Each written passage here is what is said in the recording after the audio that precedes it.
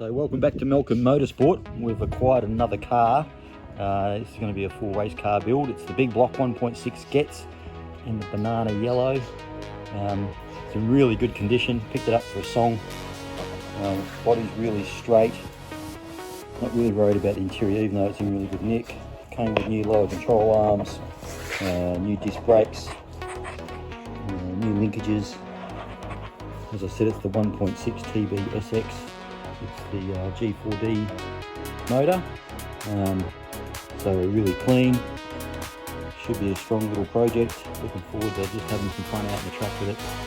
We'll throw some coilovers, some better brakes, strip the interior like we always do.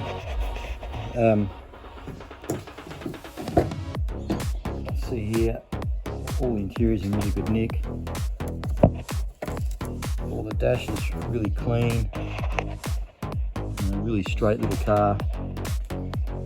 So we'll have some fun over the next sort of 6 months. I'll log everything and make sure everyone can keep up with the build.